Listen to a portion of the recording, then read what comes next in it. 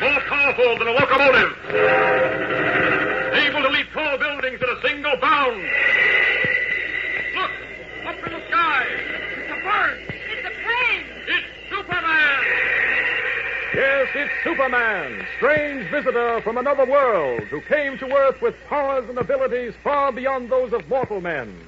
Superman who can change the course of mighty rivers, bend steel in his bare hand, and who, disguised as Clark Kent, mild-mannered reporter for a great metropolitan newspaper, fights a never-ending battle for truth, justice, and the American way.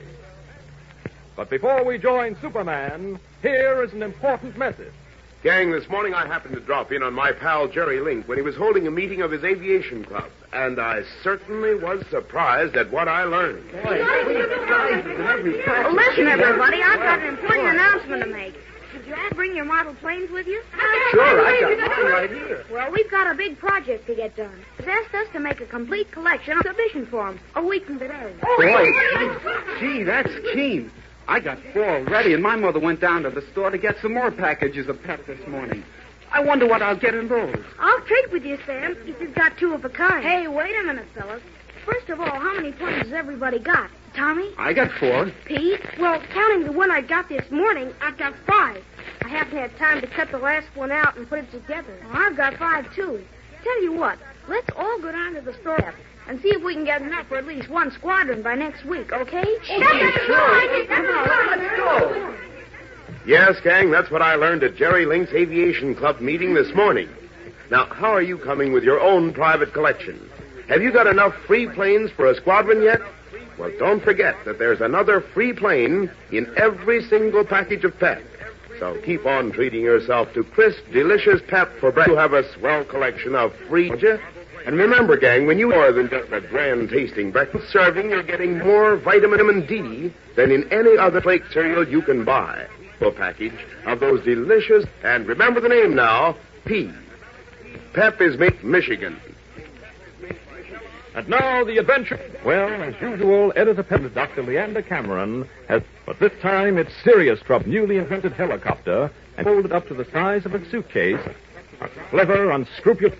Fearful lest the deadly vengeance on Dr. Cameron are moving heaven and earth to locate the vast expanse of the country from descriptions of the vulture are pouring into the offices of law enforcement agencies.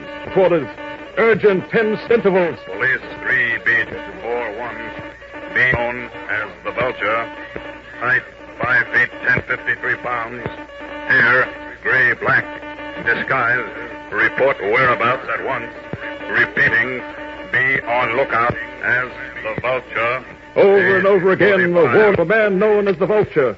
In every city and hamlet, at every crossroad from Maine to California, the greatest manhunt in the history of crime is now going on. But even that fails to satisfy Perry White, editor of the Daily Planet and Dr. Leander Cameron's close friend. We find him in his office talking on the phone with Police Inspector Henderson. Do I have to tell you, Henderson, that no effort is too great? Yes, I know you're sending alarms out every 15 minutes. I know you blackguarded the country, but that's not enough. We got to do more than that. I'm going to hire every private detective in Metropolis. I'm going to find the Vulture if it takes every cent that I've got. Yes. Goodbye. Yes. Will someone out there please tell Clark Kent I want to see him? Sorry, Mr. White, but Mr. Kent left an hour ago and hasn't returned. What? I said Mr. Kent left an hour ago. He left? Well, where did he go? I don't know. Why, that stupid, unmitigated fool. Doesn't he know any better than to leave the office at a time like this? What right has he to waste precious minutes when... Oh, never mind. But Clark Kent isn't wasting precious minutes. Unknown to Editor White or to anyone, he has stripped off the street clothes of the meek, unassuming reporter, and in the red cape and blue costume of Superman, he is moving swiftly about the city, visiting the dark, dingy hangouts of underworld characters, searching for a clue that might lead him to the whereabouts of the Vulture. Open up in there. Never mind that. Open up or I'll break the door. Okay, wait a minute. That's a big idea, but... Grippers, who are you? What you wearing a costume for? Stand back. Hey, wait a minute, Bud. You can't come in here. Sorry, but I am in. You're Blackie Minetta, aren't you? Yeah, but... Just answer my question. Where's the vulture? Who? You heard me, the vulture. I don't know who you're talking about. You're lying in your teeth, Blackie. You worked for the vulture at one time. Where is he now? Hey, who do you think you're talking to? Don't bother reaching for that gun, Blackie. Oh, no. I said don't bother. Hey, my God. What happened to it? Right here in my hand, Blackie. Just to make certain you don't hurt yourself with it, I'll twist it out of shape and toss it into the corner. Oh. So. No, I ain't seeing right. I'm going dead. It's that stuff I've been drinking. Oh, it's not that stuff you've been drinking, Blackie. You're seeing right. You saw what I did to that gun, didn't you? Well, I can do the same thing to your head. Only it'll be easy. I've been going straight. Honest I have. I'm not interested in whether you've been going straight or not. There's only one thing I want to know. Where's the vulture? I don't know. I heard he was in stud doing time. You didn't know he escaped yesterday? Escaped? Yes. No, honest, I didn't. Where would the vulture go after breaking out of prison, Blackie? Search me, mister. Unless he ain't got no right to tell you. It's squealing rattling. Take a look at that twisted revolver, Blackie. Then think of your head. What would you rather do? Squeal or... Okay, I'll tell you. The only place I know he might be is at Mrs. Gaunt's. Who's that? Her name's Mrs. Gaunt. She's a tall, skinny dame. Used to help the vulture with some of his deals. Kind of old, mean. Where does she live? In a rooming house at 432 Crandall Street. Hey, the door's over this way, mister. I think the window will be more convenient, Blackie, once we get it open. What are you going to do now? Just say goodbye and leap out the window. So long, Blackie. Up and away! Mrs. Gaunt, 432 Crandall Street, eh? Well, that sounds like it might be a good lead. There's Crandall Street right below me. I think I'd better make this call as Clark Kent. The thing is a dim out. Streets are dark and deserted. Down! Now to get back into Kent's clothes. So, put these horn-rimmed glasses on.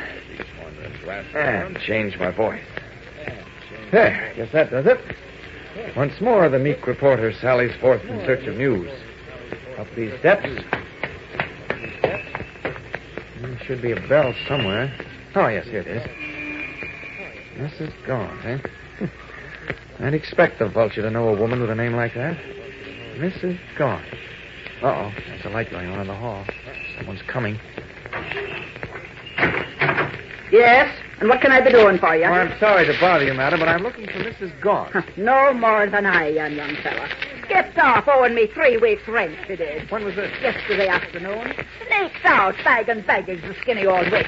Well, maybe it's best to see the last of her. She was a weird one, you can take it from me.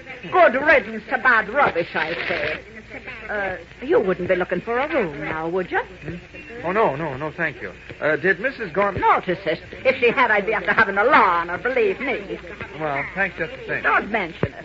And although it's none of me business, and maybe I'm sticking my nose in where it don't belong, I hardly think a nice-looking young fella like you should be after taking the company of the likes of Mrs. Gaunt. I remember that, thank you. Good night. Good night. Well, looks like the end of the trail.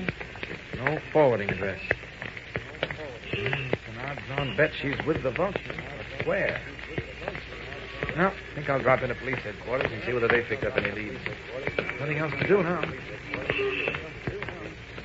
Walking briskly down Crandall Street, Ken turns left toward the center of the city and police headquarters, unaware that the very people he is looking for, the vulture, Mrs. Gaunt, and Dr. Leander Cameron, are actually in the sumptuous penthouse drawing room of the very apartment house he is now passing. Dr. Cameron is cringing in his chair, his eyes bright with terror. Mrs. Gaunt, her face a white, expressionless mask, guards the heavy oak door, her arms folded across her chest. The vulture is standing at a table on which has been set a screened wooden box. In the box, coiled on a bed of straw, are 2 beady-eyed rattlesnakes. The vulture speaks. It was fortunate that you happened to inform me that your one fear is the fear of snakes, Dr. Cameron. No, please. I beg of you, take them away. And fortunate, too, that I happen to have on hand 2 full-grown rattlers. You see, I use them to extract. Comes in very handy at times.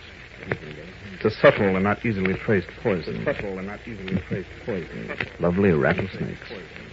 Say, Dr. Cameron. Please, if you have any decency at all, take them away. They horrify me. Do they really? They horrify me. What would you say if I opened the box and allowed them a little freedom? It would kill me. I swear to you, I would die shot. Then perhaps you'll change your mind about writing that little note to your friend, Editor Perry White. No, I can't do that. I can't lure Perry and Kent and the rest of them into your clutches. I can't. I won't. Perhaps my little pets here can convince you, Dr. Cameron. Shall we see what happens when I open the box? Reaching for the cover of the snake box, the vulture raises it slowly. What will happen? In just a moment, we'll return to the thrilling climax of this episode, but first, here's another important message. Gang, wouldn't it be fun to be a real plane pilot and handle a Grumman Wildcat, or a P-40 Tomahawk, or maybe even a P-47 Thunderbolt, one of the most powerful planes in the whole world? I'll bet it would. Of course, it's a little early for you actually to learn to fly one of those great fighting planes, but here's an easy way to learn how to spot them. From the wonderful free model plane you get in every single package of Kellogg's Pep. Yes, gang, right inside every Pep package is an accurate scale model of one of the great fighting planes of America and her allies, all ready to cut out and put together. Gang, this plane is absolutely free. You don't have to send in a single penny or any box tops either. Start now collecting your own squadron of free model planes. And remember... Get in step. Make your cereal Kellogg's Pep. And now, back to the adventures of Superman. Our scene is the same. The vulture has reached out and is slowly opening the cover of the box containing the two deadly rattlesnakes. One of the coiled reptiles raises its flat head and is about to slide out. Dr. Cameron's horrified cry knifes the room. No! Close the box! Will you write the letter to Perry White? Yes. Yes. I'll do it.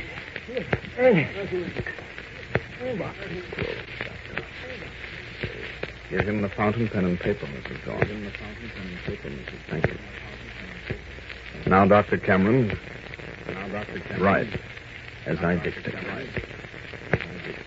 Dear Perry, I am safe and well. Oh, my. Unfortunately, I could not contact you sooner. But I should like you, Kent, Miss Wayne, and the Olsen boy to meet me as soon as possible in the penthouse apartment of my friend David Reed at 220 Cherry Drive. I have something very interesting to show you, so please come as soon as... Forced by his deathly fear of snakes to write a note that will lure his friends into the vulture's trap, Dr. Cameron is helpless. Will Perry White and Clark Kent fall for the vulture's trick? Well, you'll be surprised at what happens, so don't miss tomorrow's episode, same time, same station. Tune in and follow the adventures of Superman. Faster than a speeding bullet. More powerful than a locomotive. Able to leap tall buildings in a single bound. Look! Up in the sky! It's a bird! It's a plane! It's Superman! Superman is a copyrighted feature appearing in Superman DC Publications. This is Mutual.